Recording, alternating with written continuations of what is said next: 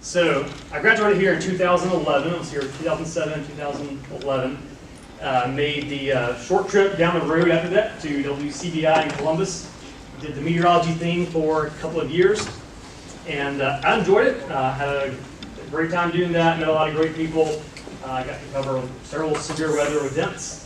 In fact, one of the let's see, I graduated April 30th, 2011.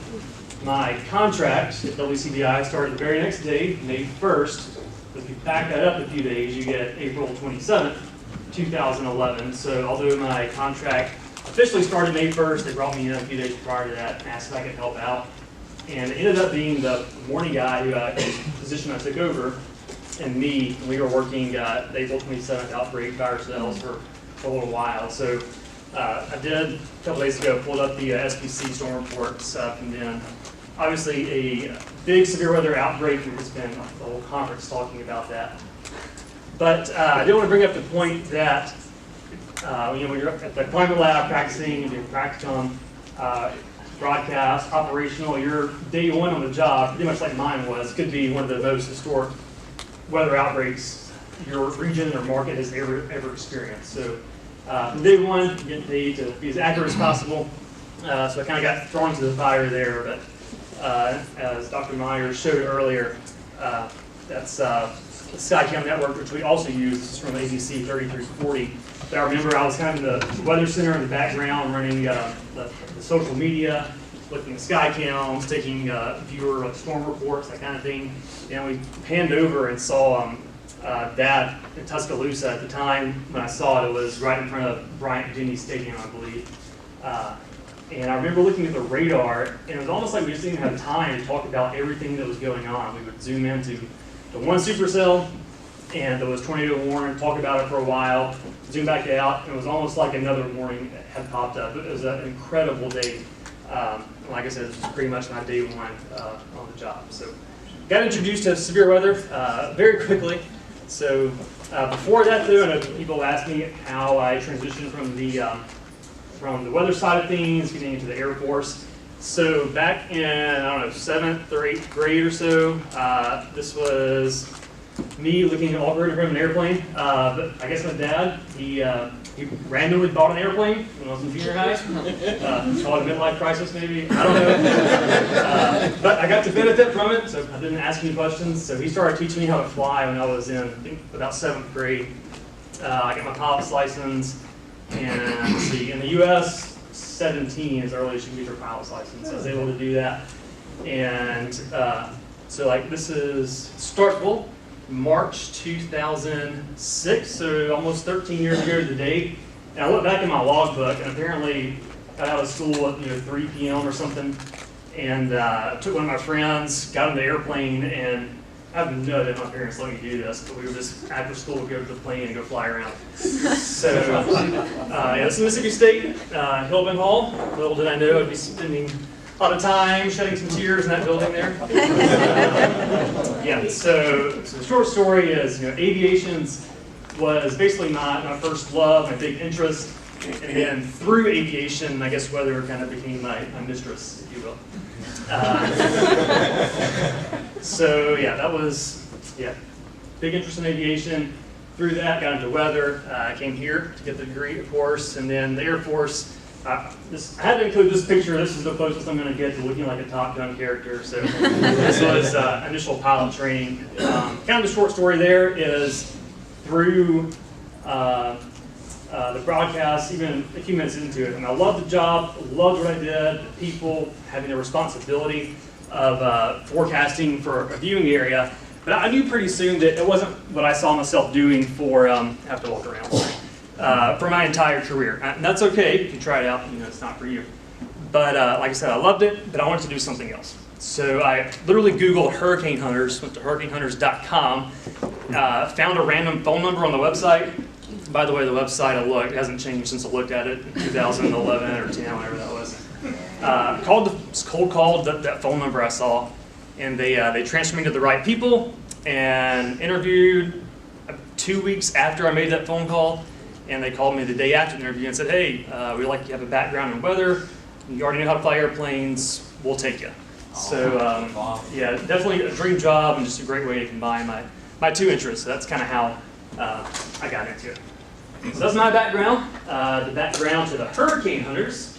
I like that segue. Dates back to 1943. So basically around World War II. There's a big training base off the coast of Texas, and hurricane was approaching, and the guys there got word or orders to evacuate their aircraft. They were flying the T6 on the top right there, and so as the storm was approaching, one of the pilots on the left, Joe Duckworth, he was sitting around a Squadron bar with some other gentlemen, and I'm sure they were just drinking sweet tea or something. It came up that somebody said the T6 wouldn't be able to survive through thunderstorms or flying into too much weather. And he basically said, nope, you're wrong, and I'll prove you're wrong. So our history dates back to a dare, essentially. A double dog dare. So Joe Duckworth grabbed the only navigator, the guy in the middle there, that was willing to fly with him. They flew out, I'm not sure which hurricane it was, but they were successful in finding the hurricane. They circled around the eye, came back. The navigator got out and picked up the only weather officer on base at the time on the right side, and took him back out for a second time. Once they were in the eye of the hurricane, he made some weather observations and hence reporting data inside of hurricanes was born back in the mid-40s. So we've been doing it for a little while now. The T6, this is it here. There's a modern version now. And then what we fly right now is in the background. It's the WC-130J, the W in the front standing for weather. Another picture of it. Spent a lot of time over the water. Four-engine aircraft. A lot of people ask, why do we fly propeller-driven aircraft versus a jet? A few different reasons. One is we're interested more so in relatively the lower altitude, whereas jets, airliners, they're flying 30,000+ feet. We don't really care about what's going on up there for what the data reporting that we need. And propeller-driven aircraft are more efficient at flying at those lower levels. Also, we don't really want to go super fast through the hurricane. I know some people might want to just get in and get out, but we need to collect our data, so we don't want to just speed through and not have accurate data. So that's a few of the reasons why I fly prop aircraft. And then also the propellers supposedly help block some of the rain that could get into the engines. So essentially a combustion engine, and it can flame out. So if it gets waterlogged, too much water in there, we could lose power in one or multiple engines, which would not be a good thing. There are life rafts in the wings, but I wouldn't want to utilize that in the middle of a hurricane. So, so they're lucky there so far. More of the aircraft. If you look to the front there, the two kind of eyeball-looking things, it's called a HUD, heads-up display. And this is a picture at night took last June, I think, just kind of show you what we're seeing. So with one of the current aircraft that we fly, the big upgrade from previous C-130s is it's essentially a flying computer, and we're basically asking the airplane for permission to do certain things. So instead of looking down at our panel at all the call them steam gauges, all the old instrumentation, now our eyes are outside, so we can really see what's going on in the storms. And multiple aircraft use this all throughout the Air Force inventory. It'll tell us things like, as our altitude, we were about 25,000 feet there. It's our speed, 201 knots, which compared to a lot of aircraft is pretty slow. I took this picture. We were doing a research mission. I'll talk more about this in a little bit. I was in Sri Lanka last June flying a monsoonal research project, and we were en route from Sri Lanka to Darwin, Australia, and it was pitch black dark out, and we started seeing this random light just off in the distance. We had no idea what it was, and finally realized it was just like the moon rising in the distance. So that's that there. We were super confused for a little bit. So this is it during the day, just to kind of show you the difference of how it looks. I think it's me going to motion. This is the trip from Seychelles, island off the east coast of Africa, en route to Sri Lanka last summer. Just flying around top of the clouds. I just wanted to include it as a cool video and show the HUD at the beginning as well. All right, so that's kind of the plane. And as far as what we do with the plane, we operate under what's called the National Hurricane Operations Plan. It is a requirement that we have to be able to immediately respond to a storm. So if the Hurricane Center is looking out and seeing an area of interest, and they're thinking, hey, we need you guys to go out there and fly it and really see what's going on, we have to be able to put a crew together, put them in 12 hours of crew rest, and that's the Air Force requirement, and then be able to launch the aircraft all within 16 hours. And then we have to be able to fly up to 3 storms at once, and those can be in 3 different areas that we have in Hawaii, the Caribbean, and also the Gulf of Mexico. So we can be spread out pretty thin. So this shows that kind of our area of responsibility. Whenever storms cross 55 degrees west, see longitude, that is, and it's showing an interest once it gets past that point, an interest to impact U.S. territory. That's when the Hurricane Center says, all right, hurricane hunters, we need you to go out there and really see what's going on. Of course, satellites give us a great initial observation, but we can get out there in the storm and basically paint a 3D picture about the instruments that we drop into the hurricane. So 55 degrees west is pretty important, and it does include the U.S. Virgin Islands. So we have a base, a forward operating location in St. Croix, and that's where we'll operate out of to just put us a little bit farther east, closer to the storm. A couple seasons ago with, I think it was Maria, Hurricane Maria, actually St. Croix took a hit, so then we started operating out of Curacao, just north of Venezuela. And then on the west coast, or out in the Pacific Ocean, we use Hickam Air Force Base in Hawaii for our operating base out there. So it's not terrible locations, however, hurricanes come in your direction, so kind of win some, lose some there. So this was, 2018, really the past few seasons have been above average as far as activity. And we don't fly all of these, like I said earlier, if it's looking like a fish storm or something, we're going to go out there and fly it. But this is just showing how we can get spread pretty thin. We were out flying Olivia, of course Isaac, I think we flew Helene, and then I want to say this 30% chance off the west coast, we ended up going out there and doing some recon on. So we have a pretty wide area of responsibility. And then this was, what, 2017 with Katia, Irma, Jose, Maria came behind it. Super busy time. We were very fortunate that nothing was going on at the time out in the Pacific because we were already spread pretty thin with our personnel and also the aircraft storms simultaneously. All right, so I talked about the number of people that we have. So half of the squadron, we are reservists, Air Force Reserve. I'm no kidding, in the Air Force. You have to join if you want to fly with us. So half of our squadrons in the reserves. So you fly 1 weekend a month, 2 weeks out of the year, and if we need you at some point during the season to come pitch in, you can help do that too. Otherwise, you can have your normal job. We have people that do the TV thing still. We have school teachers. One guy owns a porta potty business or something. So basically, you do whatever you want to fly with us on the weekends once a month. So it's a pretty cool gig. I chose to go to I'm still in the reserves, but I also operate as a civil servant. I'm a federal employee Monday through Friday, 9 to 5. So that's the ARC crew, Air Reserve Technicians. And we're just there to keep the operations kind of running and the doors open throughout the week. So whenever the reservists do come into town to fly with us, everything's seamless and ready to go. All right, getting inside of the aircraft, this is looking up front, of course, pilots and co-pilot. We do try to take a third pilot, if not more, whenever we can, especially if we know that it's going to be a long flight. We can fly with the fuel that we have. I would be willing to fly up to about 12 hours, and I have done that multiple times, just one other guy and me. Those missions aren't as fun because you have to stay up front the whole time, other than some brief breaks to run back. Otherwise, 2 pilots up front. We'll have an extra crew member if we can, just to help out. Somebody can get a nap in if they need to. See, behind the co-pilot seat is our navigator. And if you have any thoughts of getting into the navigating business in the Air Force, I wouldn't recommend it. The job security is not the best right now due to just GPSs, and basically, we front enders can do it all ourselves now. The days of paper charts are kind of going away.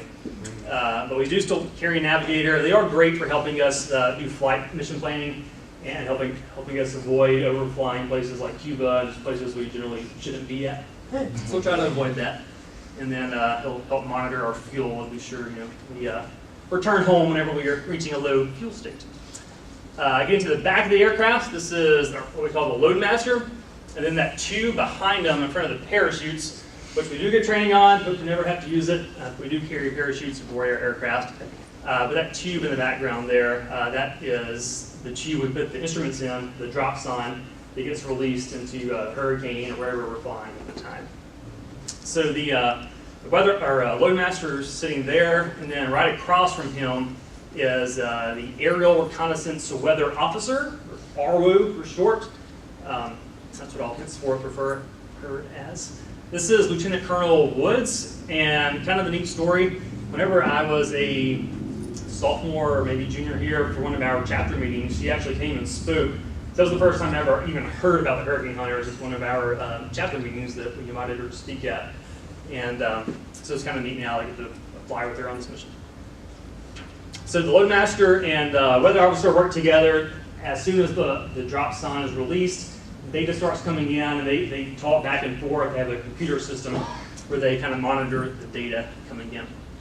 All right, so initially, it starts as a disturbance. The Hurricane Center says, hey, we see an area out there. We need you to go out and investigate. And so we'll start our initial missions as what we call low-level invest.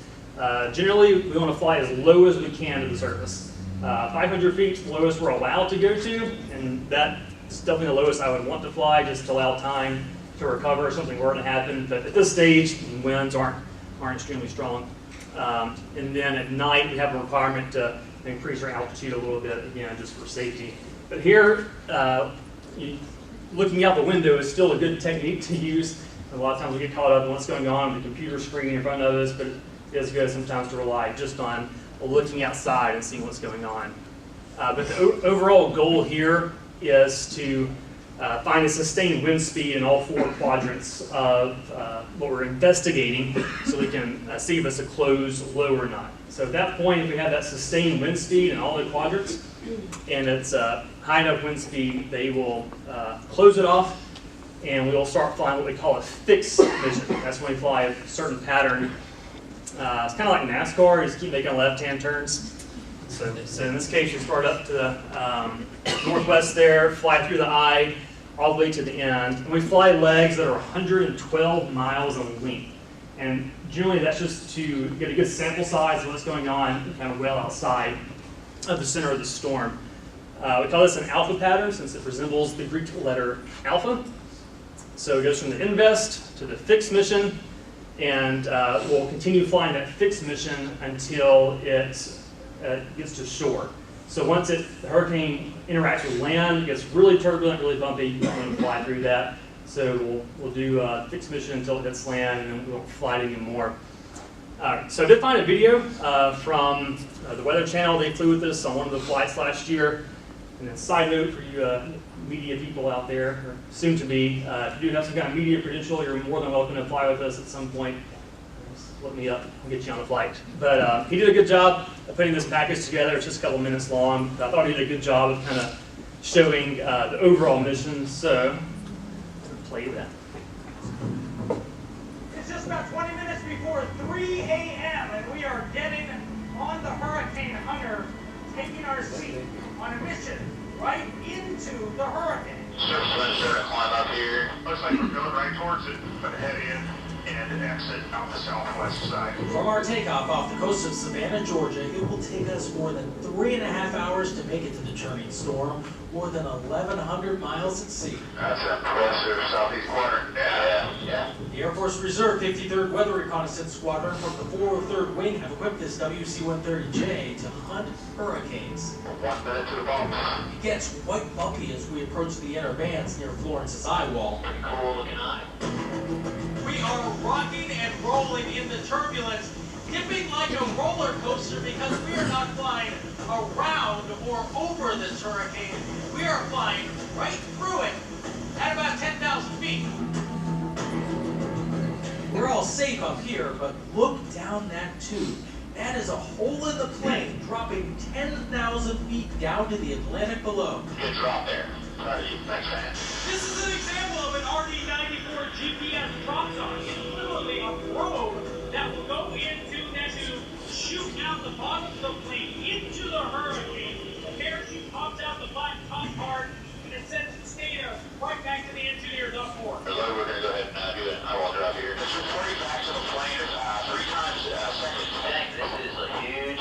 watch the data pour in, but they're also receiving via satellite in Miami at the National Hurricane Center, updating the path of the storm. Is there any other way to get this type of information, like from a satellite or from radar? Absolutely not. Satellites are great, obviously, but we can actually go in and get kind of a three-dimensional view of what's going on in the storm. At the same time, there's a fairly new technology back here. This is a map thermograph. They'll follow the back of the plane.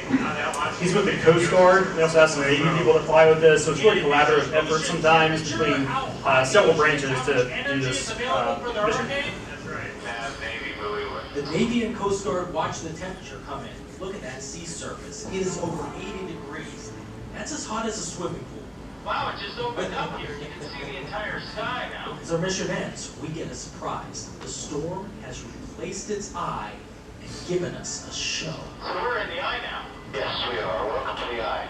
The eye, we're going to start turning here pretty soon. Okay, why don't you pull that off, please? Let me show you something in here. We can actually see the blue sky. That's because we're inside the eye of Hurricane Florence. Sunshiny, beautiful weather. Nothing in here for about 30 miles. You see the sky because the atmosphere is literally trying to balance chaos with calm. The most violent sections of the storm are spinning out, and the calm center is all that's left. Like a planetary merry-go-round, the outside horses are the fastest ones. And in the center, you're barely moving at all. Science. How do you like doing this?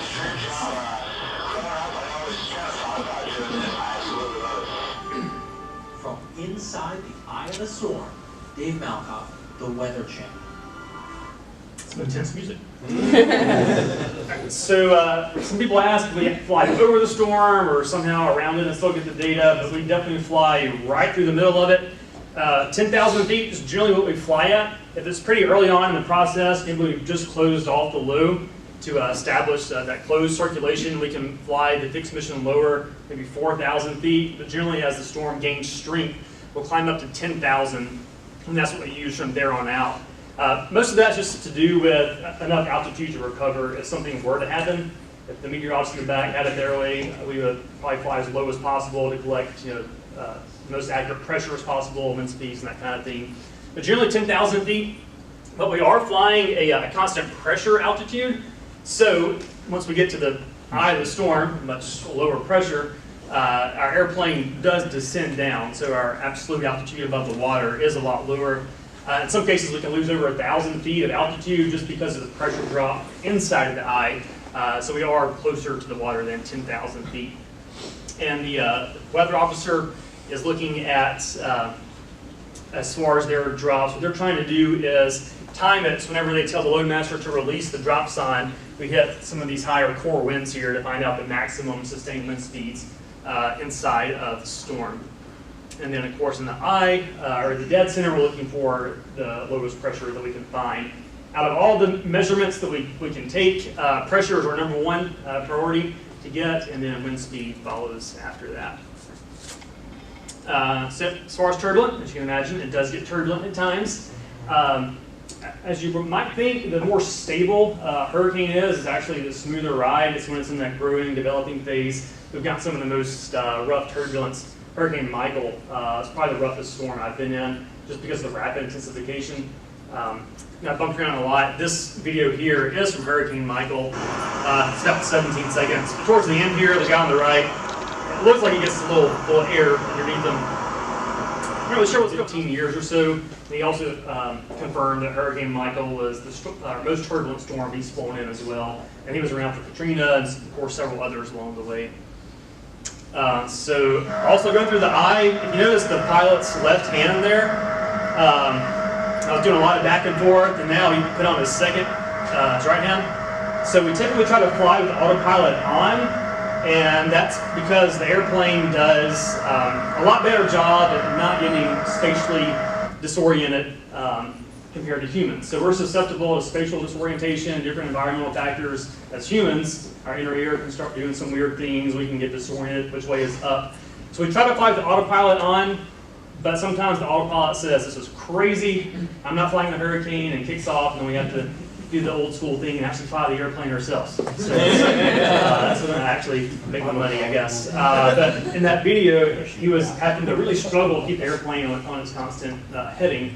And sometimes we'll divide duties, like one pilot will actually just fly the heading and altitude, and somebody else, or the other pilot, will have his hand on the throttles and be sure the airspeed stays where it's supposed to be. So we kind of divide up duties there. Once we make it through the eye wall, I think I played it. There we go.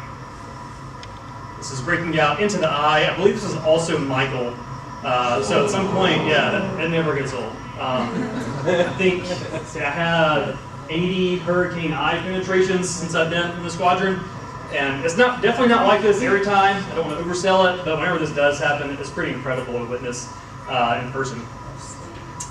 So if you can see the bottom right of the picture there, just visually to me, that tells me that's the center of the hurricane.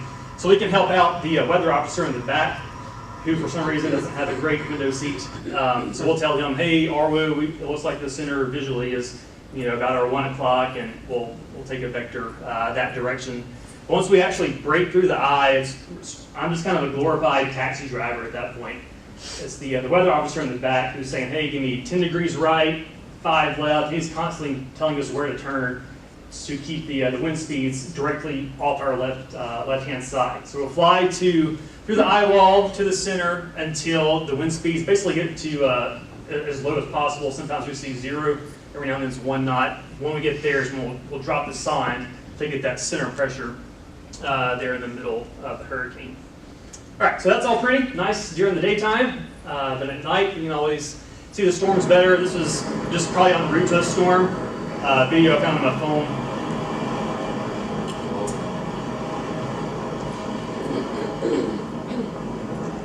So the Air Force regulation is, depending on your altitude, you're supposed to stay 10 to 20 miles away from thunderstorms. But we are the only Air Force agency or DoD agency that's allowed to intentionally penetrate thunderstorms to collect their data. So whatever that tells you. But we do avoid that as we're en route to our entry point. But as soon as we get to that 112-mile mark, we will, game on then. And if there's a storm in our way, we just fly right through it.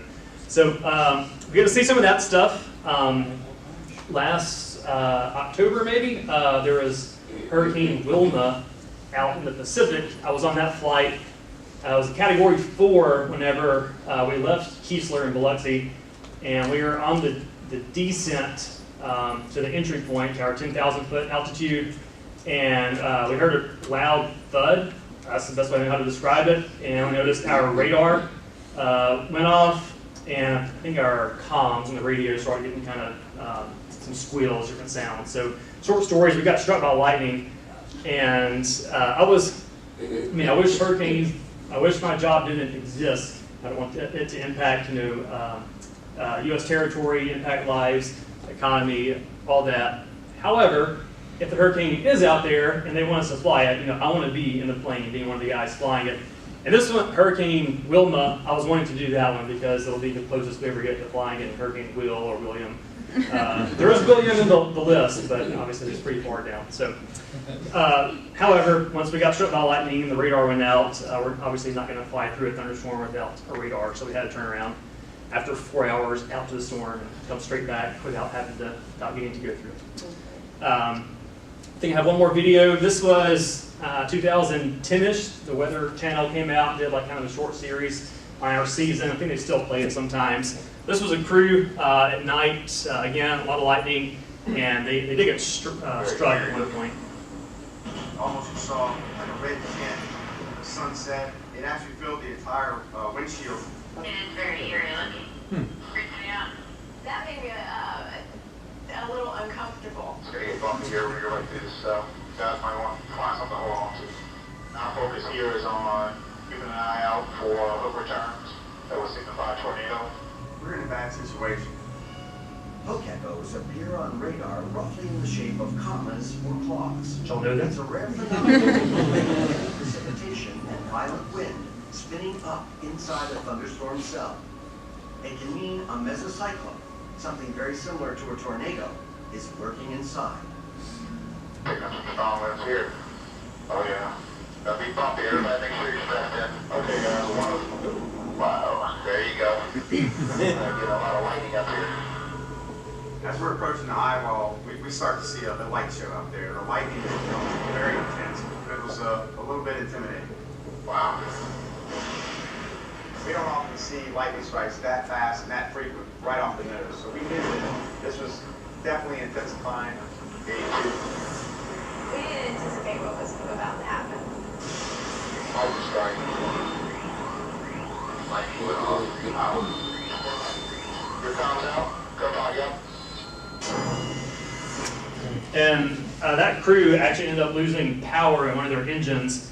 I've heard they recreated it. So we have a flight simulator, and every year we're required to go for a week to practice different types of emergencies, like one engine out, two engines out, fires, you name it, we practice emergencies in case stuff like this happens. But they did lose power in one of their engines. I think they actually got a stall warning at one point, basically telling us the airplane's about to not fly as well anymore. Politically correct. And they were able to recover, but at some point later on, they did recreate this in the simulator, and a couple of crews, they did not do the right steps in time and were not able to recover. So this crew has a sobering experience, I guess, or keeps you humble. All right, so I haven't scared you, and you still want to fly with us, you're welcome to. Otherwise, you can follow us on Google Earth. Whenever I'm not on a cruise out flying, I'll go to tropicaltidbits.com/recon, and that's how I follow our crew as well. Data comes in pretty fast, and the track's accurate. So this is kind of show the wind barbs along the way. The meteorologist in the back is constantly talking with Hurricane Center via essentially Facebook Messenger, and that's not what it is, but it's just a message system. They used to talk back and forth. So whenever the data is coming in, the weather or Hurricane Center gets the data within a few minutes of our airplane receiving the data, and they can talk about it. They can say, these measurements, at 10,000 feet to 9,000 with a little off, so they can kind of talk about what's going on and QC the data together. So that nice alpha patterns, textbook, pretty to do, but it's not always the case. So again, we have to be pilots and really fly the aircraft sometimes. Let's see, I'm trying to find a date on it.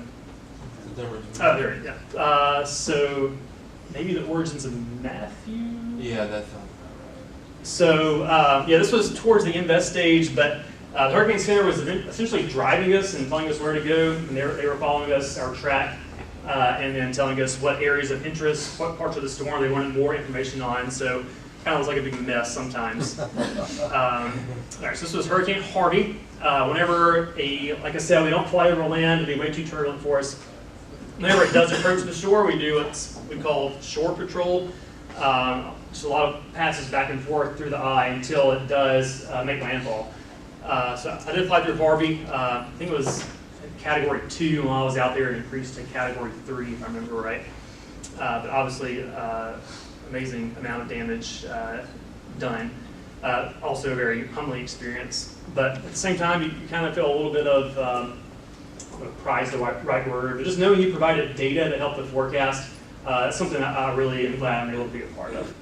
All right, so this was a picture from, I think, Katrina. Whenever it was getting close to landfall, we'll fly the storms more frequently. And this picture just, to me, kind of screams, tag, you're it. So we'll fly the storms, round the clock, day, night, doesn't matter, especially as it's getting closer to impacting land. So one crew will go out and fly, say, 12 hours, and it's not uncommon to see another crew essentially coming in if you have the same flight path filed. And that crew will fly for 12 hours and so on until it makes landfall. So it really takes a lot of people to make this happen. Supposedly, the data we collect does improve the forecast up to 30%, the number we've been told by the Hurricane Center. So that just keeps narrowing down that cone of uncertainty. So that's something I'm sure all of you in the media, it's easier to present to viewers, of course. The more narrow that cone gets, the more confidence we can put behind that forecast. So whenever we're not dropping drop signs out, we do some work with buoys. Some of those float in the water, some kind of submerge a little bit. They measure things like height, wave height, salinity, and this is more so for experimental research research data. That's not really something we'll use to help improve the forecast right then. But we'll throw some cool stuff out the back of the airplane that collects data. So that'd be a fun job. This is in a listed position, being a load master, but you get a pretty good view back there. Also on the right wing of the aircraft, we have the stepped frequency microwave radiometer, which we refer to as the SMRF, which I will also refer to that from now on as the SMRF. But essentially, it's looking down at the ocean surface, and we can figure out, it's another backup way to get the wind speed, looking at the surface in addition to the drop sign. This was back in 2004, Hurricane Ivan. This is what the cone looked like a few days out. Without one would be a whole lot larger if they didn't have our data to plug into the model. So up to $1 million per U.S. coastal mile is what it costs to issue, a warning. So it's very costly for those warnings to be issued. So the more that we can help narrow that down, it's going to save the government a lot of money. We're talking about economic impacts, closing all types of businesses, schools, infrastructure. It's a big deal. So if our data can help out to narrow down that cone, that's really the goal. I think this was shown earlier by another presenter. Hurricane Florence, this was first issued on a Sunday. We could definitely improve the timing, intensity, that kind of thing. But in this case, as far as the track, as was mentioned earlier, it was pretty good. I mean, really within a handful of miles, if I remember right, of where it made landfall. So, hopefully just the data we provide helps play a role in improving that forecast. Hurricane Nate. This one was a very fast-moving storm. Models had a pretty high consensus, but still, I took this screenshot just because I remember how, this one on a Thursday. I remember thinking that's a pretty narrow cone compared to some other things we see. Again, I know a lot of other factors play a role in that with this high consensus, but still, this would be a great goal to get for every storm if we could do that. So hopefully down the road, something like this will be more attainable. So for media, the social aspect we talked about earlier, the more accurate we can be, the farther out that hopefully the public listens to that. And instead of being stuck on the roadways at the last minute, in those days prior that you're talking about this to your market, they'll actually prepare, have a plan in place so they're not stuck on a highway trying to get gas. So last season, once again, above average, we've kind of been in that theme the past few years. So we had 15 tropical storms, I say only 2 major as compared to the year prior. Started back in May, went through October. This is just for the Atlantic. Michael was the most costly that we had. Now, the figure that stuck out to me was in 2017, over $280 billion in damages related to hurricanes. A lot of that was, Irma, Maria, Harvey, the 3 big ones there. So not as costly this year, but Michael was obviously catastrophic damage. So even 1 is too much. But even with the above average season, we were fortunate that it did impact the amount of area that it could. And then it's kind of an overview here of where we were at. So again, that kind of the middle of the Atlantic essentially is when we start flying those in-depth missions when it rolls off of Africa. If it's going to hook to the ocean, not affect anybody, then we're not going to fly it. We spent a lot of time in the Caribbean this past year, not so much out. Well, we had a few flights out in the Pacific and Hawaii last year. Names for this year. All right, so whenever we're not flying, okay on time. Whenever we're not flying, what we do throughout the rest of the year, we are still in the military. We're part of the Air Force. We fly a cargo aircraft. We can put cargo in the back and haul it around, haul people. So a few weeks ago, I got asked to go to the academy in Colorado Springs and fly the baseball team to their baseball game series in North Carolina.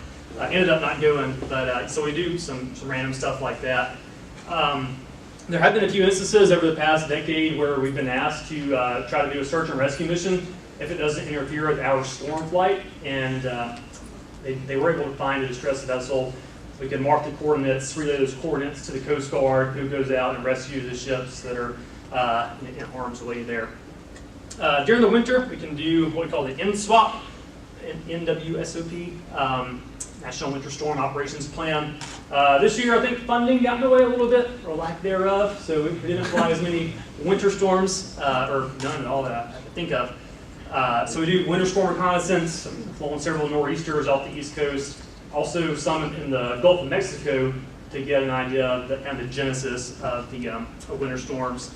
Fly resource missions with the having Navy and Coast Guard personnel on board, and then we also do some training while we're flying. We'll do some aeromedical evacuation stuff in the back, just because we have the room to spare. Let's see, last month, I was in Hawaii for what we call the atmospheric river, and these are our flight paths. I was in the crew that was had the red track there. We had another crew flying that blue path, and the goal is to basically create a high density sample area, collect a lot of data. And right now there's research going on with several different institutions to basically take the atmospheric river, river of moisture is what they're calling it, out in the Pacific, to see how that impacts the West Coast, a big economic region, and also the Army Corps of Engineers is really excited about the data we're providing there to help manage the water reservoirs there. So we flew simultaneously a couple times. I was, again, the crew in Hawaii.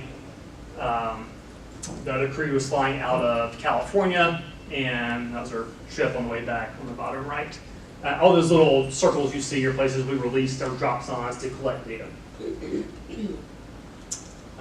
Okay, so Hurricane Katrina, again, in Biloxi.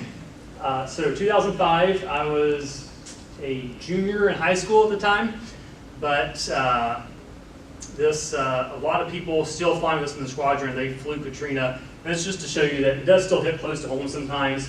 It's not just like we can go out, fly, St. Croix somewhere and come back home and rest easy at night. A lot of times it does impact us, of course. This was on the Air Force Base in Katrina as water was rising. This is on the right side, the commissary where we do some grocery shopping. So this was just before Katrina. And if you notice the lighthouse in the middle, if you're not from here, a few years ago we had our license plate, the lighthouse in the middle of the plate. This was the lighthouse because after it came through, it's still standing.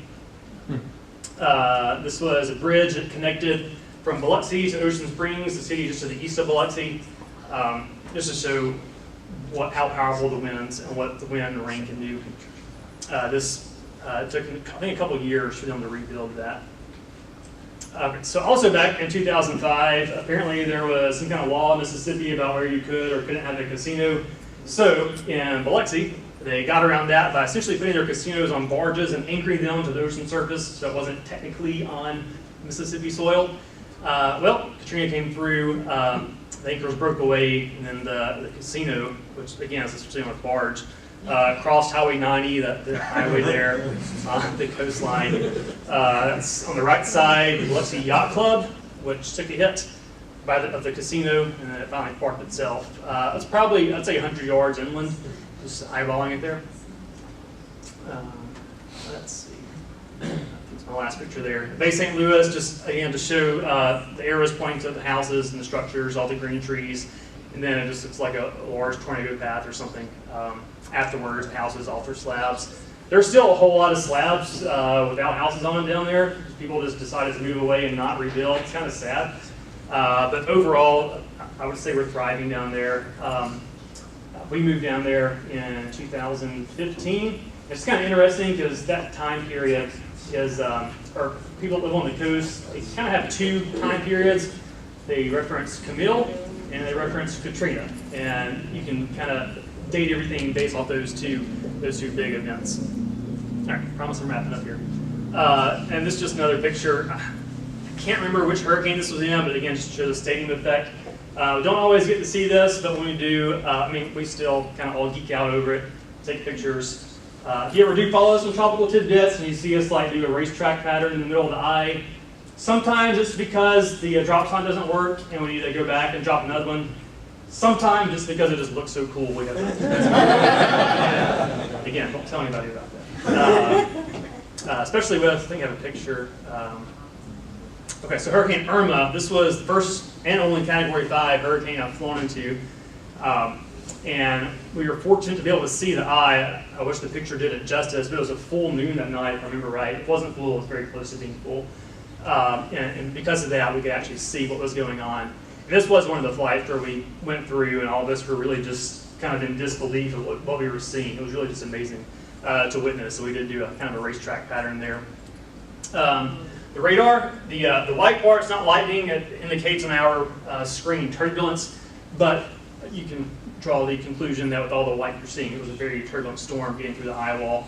Of course, radar's not looking behind us, but it was just solid, very heavy precipitation all the way around, mixed in with a lot of turbulence. So Irma was pretty rough as well. This was a day or two later, still a very strong storm. This is actually 10,000 feet, and it looks a little bit lower than that. You can kind of see the broken glass look and all the streaks. This was in the eye wall of Irma a couple days later, after it had decreased from Category 5 strength. Also that same flight, inside of the eye, not quite as defined. And say Hurricane Matthew. That was the dead center of the eye there. Relatively, you can't see a whole lot of white capping going on because it is calmer in the middle. Overlaid with the radar, what we were seeing there, you can see the broken glass look, all the streets coming at you, the rain all the way around.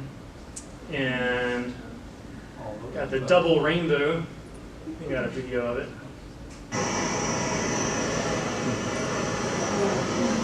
So it actually made a full 360, but those aircraft got in the way, so I couldn't video it. But it's a double rainbow that did a full 360, so that's kind of good. Yeah, so with that, we were originally in St. Croix. Irma was headed in our direction, so we evacuated Curacao.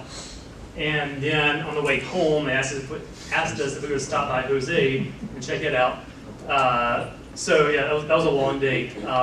A very busy season, but every now and then we get to see stuff like that, which makes it pretty cool. I'm also a good sucker for sunsets. So the Caribbean, plus the weather events there, were good sunsets. And this was actually after we flew Irma as a Category 5 storm, got back to the hotel, walked out back, and I snapped a picture, just kind of taking the moment. Again, that's, I don't know, flying through Irma Category 5 is kind of my most memorable part of being a hurricane hunter thus far. Just an incredibly powerful storm. When we landed, it's just, I don't know, it's kind of speechless. I think that's all I have. Okay. Yeah, you done?